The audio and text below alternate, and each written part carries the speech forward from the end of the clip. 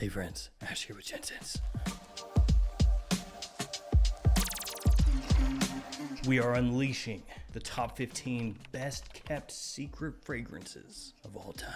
A little while back I asked you guys, what is the top hidden gem fragrance, underrated fragrance from a lesser known house out there that people don't know about that they should know about? And a bunch of you left me comments and upvoted other people's comments. And today I've got 15 of your top choices. Originally I was just gonna do 10, but there are a whole bunch of good ones. So 15 it is. Let's check them out. These will be linked in the description down below. Feel free to check them out down there. And let's jump straight into it with Kevin Fitzpatrick, who says, I think Chopard fragrances, particularly the Malaki line, are criminally underrated. This fragrance line, more than any other, was mentioned the most. The Chopard Malaki line. Specifically, I saw this one, Oud Malaki, mentioned over and over again. And that's all fine and dandy, but what do I think about Oud Malaki?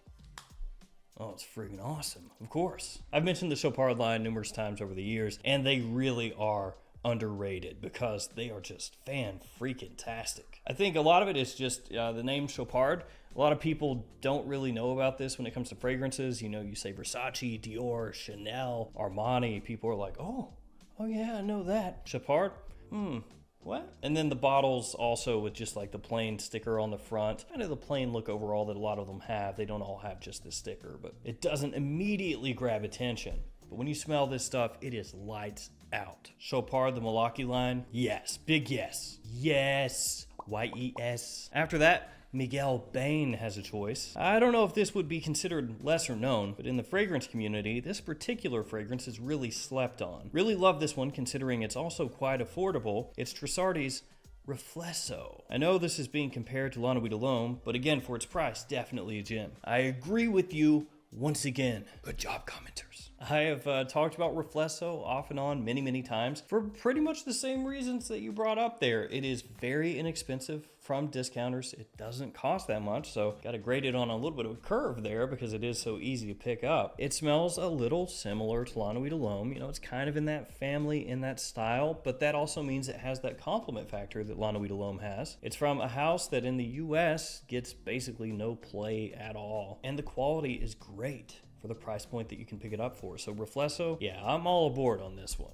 I'm all aboard? I don't even think that's a saying. Completely foobar that. Before we go further, let me just drop those codes on top of your head. Gents10, twistedlily.com, maxroma.com, 10% off your order. So Avant-Garde, Ashton20, 20% off your order. LuckyScent.com through the end of June, Gents 2023, 10% off your order. Salvatore Ferragamo, Acqua Essenziale, Colonia. It's definitely a hidden gem to me. I love it. So fresh and clean. Ferragamo, a fragrance house that more people are going to know in the US than Trussardi or Chopard, but this fragrance line, not really huge. It came out and very rapidly, all three fragrances in the line hit discounters for next to nothing, including TJ Maxx, which is actually where I bought all of my bottles of this line from TJ Maxx. They had them for like 20 or 25 bucks not long after these were released. Not really great from the house's standpoint. I'm sure Salvatore Ferragamo wasn't pumped about that, but this is a great fresh clean fragrance, especially at the price point you can get it for. Springtime, summertime, or office wear, that will get it done. Hector Segarra says, I think Carolina Herrera 212 Men is a great spring fragrance that doesn't get the love it deserves within the community.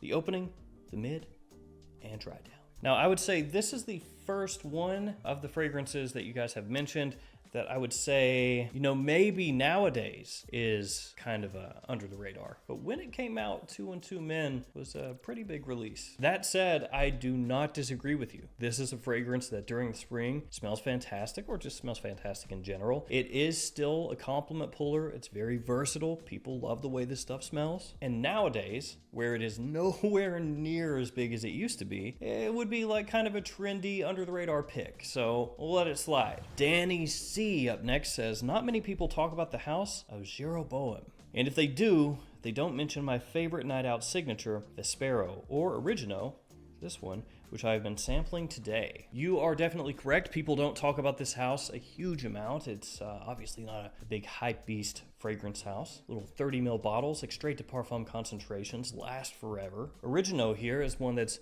quite classy, actually. Great fragrance with kind of a throwback feel to it to an extent. Very gentlemanly, last all day or night. And for sure, that house is under the radar. And oftentimes you can find those at discounters for not too bad of a price. Part of the reason that this doesn't get as much hype, this house, is probably because the presentation doesn't quite reach out to people all that much. So if they're scrolling through a whole mess of fragrances trying to figure out what to sample, these all look the same and kind of muddled together. But if you start to dive into that house, they do have some fragrances that are outstanding. Then we got Jingle Dubs. And this is a fragrance that I have never smelled. My fave fragrance by a lesser known brand is Beloved by House of Mammoth. I own the shave soap, aftershave, and EDP. It's lavender based, so if you don't like lavender, this is not for you. It has notes of bergamot, mint, lavender, ambergris, immortelle, sandalwood, and Texas cedar. The immortelle is awesome. It offers a sweet component along the lines of pure maple syrup. Honestly,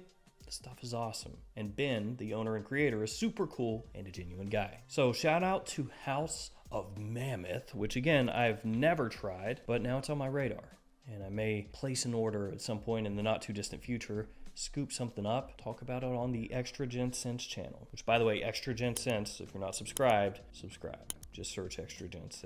Jared Steele up next says, Gallivan's Tokyo is incredible. Doesn't get any hype. Fresh, spicy cardamom, wasabi, and hinoki woods. Great fragrance from a great brand. Meeting the founder and perfumer this coming Friday at Etiquette, and really looking forward to hearing his inspiration for the house. So Tokyo is a fragrance that I did review quite a while back. Tokyo, favorite city of mine. I've been there a few times and going back later this year. It is very fresh, it's green, pretty easy to wear, and the wasabi, doesn't come across like an astringent sort of note, so it does help with that wearability. Gallivan is an interesting house because all their fragrances are based off of different cities, different locations, and for somebody that loves to travel, it's a very collectible brand to want to scoop up each one of those different cities. I just have 3 at the moment. I have Berlin, Brooklyn, and Tokyo, all of them coming in these petite travel size bottles. It is a cool house though, and you don't hear them talked about quite as much as you used to. It's still very cool. Up next, one from Andrei Vodolazov,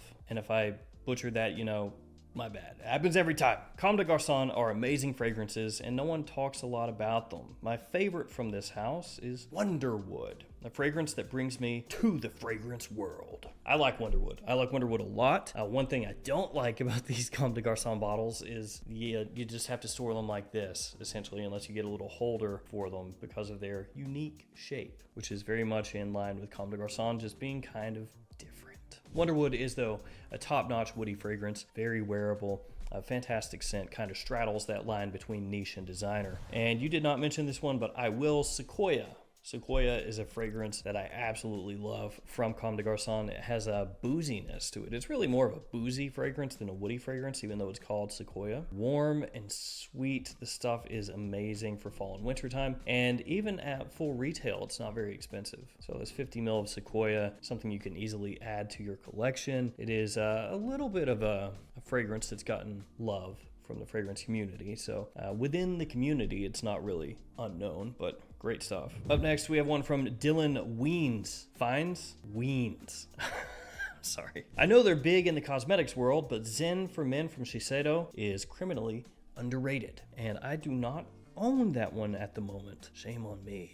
Yeah, this is a fragrance that does have like a little bit of a niche following, and it's one that I would like to pick up at some point in the not too distant future. Definitely an under the radar choice for spring and summertime, musky, fruity, fresh scent, and as you say, criminally underrated. Then we have one from Silver Fox, who says Grandmaster from Mind Games. Rose Absolute, Kona Coffee, Violet, Ebony Wood, Incense Myrrh, and Panettone. Now, Mind Games is a house that I only recently started checking out. I only have one, which is this one, Blockade, which I think is freaking awesome. I love Blockade. It's been compared to Aventus, but it's not really Aventus. It's one of those fragrances like Hasselblad or Morning Chess or something like that. That kind of Morning Chess, and then this is from Mind Games, based around chess. But yeah, it's kind of like that, in that Aventus family, you could say, but it doesn't smell like Aventus. It's very tropical, fresh, kind of green, sweet, and tart at the same time. I love it. I think it's absolutely amazing. So I definitely want to check out more from Mind Games. They are pricey. They're like $325 retail, if memory serves correctly. I know that on their website you can use the code checkmate10 and that'll get you 10% off, which is not like an amazingly huge amount off, but when you're talking 300 some bucks, at least you save 30. But yeah, Blockade is great. So Grandmaster, I absolutely believe you that it would be amazing also. So that one is one I would love to get sometime soon. I mean, I'd love to get the entire lineup from the house, but that would be pretty costly. Jay Miles says, I've seen it talked about once or twice, but Cocoa Moon by Beach Giza. Beautiful cocktail-like fragrance. I follow Beach Giza on Instagram, and you can see when they start to make Cocoa Moon. They'll do it in individual batches, so you have like a little variation from year to year, so that's pretty cool. Does give it more collectability if you really like the fragrance, and it is a very pleasant scent, especially for like the evening during the spring, summer, or fall. Like a little soft, sweet, warm, very inviting. I know that the bottle is very unassuming looking, just kind of a, stock bottle with a little sticker on there and a wooden cap. But what's on the inside here, very nice, very wearable. Bido Leroux says, Oiseau and Aviation Club by Monsiage. The whole house has very unique scents in general. Yeah, Aviation Club is a longtime love of mine. Years and years I have talked about this. Not with extreme frequency, but I've talked about this since I really started the channel. Oh man, I just absolutely love Aviation Club. A lot of people probably wouldn't think of this as extremely wearable because it does smell like the inside of like a gentleman's club. And when I say gentleman's club, I don't mean a strip club. Like a little tobacco leaf, woods, a very small touch of like booze and leather. It's so good. The only issue with it is, as I said, some people will not find this quite as wearable. People that are more confident in what they're wearing and don't give a crap, they will, but oh man, it's fantastic. Dave Smith. Looking at the comments, I feel severely outclassed. Dave, never feel outclassed. Wear what makes you happy. It does not matter how far down the rabbit hole somebody else has gone. Never feel less than. I don't know these niche houses as much as some, so for me, I've got two selections. The first, from BDK, is Grim de Queer. It's like Dolce & Gabbana Intenso, but a little softer with some leather. Perfectly unisex and nice year-round. The other is Paul Smith's Men. It's a cheap freshie, it's a little cakey, but the spicy fresh musk is beautifully masculine. The first 3 times I tried it, the scent disappeared within 30 minutes. Then, I don't know what happened, but I can wear it for an entire 8-hour shift, and it lasts until after I get home. So those are my 2 picks. If I can mention a third, go ahead. Mancera's Black Gold. Not super great in the heat, but for cool, late winter, early spring weather, it's like walking through a flower garden in the most manliest of ways. Thank you, Dave, and thank you for that comment. I do like how you wrap that up. Like, I can imagine a shirtless Arnold Schwarzenegger in his prime, just like stomping through a flower garden with like a rocket launcher up on his shoulder. Maybe like an ammo belt that goes across the chest with like a combat knife in it. I guess that would be the most manliest of ways to go through a flower garden. Marine Cognard. Again, sorry. I would say Narciso Rodriguez Blue Noir Eau de Toilette, but any of the Blue Noir, in my opinion, not very known outside of the fragrance community, but very fun fragrances. And yes, I agree. Of course, Narciso Rodriguez, very well known within the fragrance community, but if you're talking in the United States, outside of the fragrance community, not a whole lot of people are going to be wearing the Blue Noir line. And this one, the Eau de Toilette, very nice. Fresh, spicy, but then also musky, woody, elegant, easy to wear, and a bit sophisticated. Nice, gentlemanly, everyday kind of scent. And then last but not least, Sean Messer. Easy. Cult at Night from the Attar collection. This is a gourmand king. Very similar to the apple pie vibe you get in Wajan, but with cherry.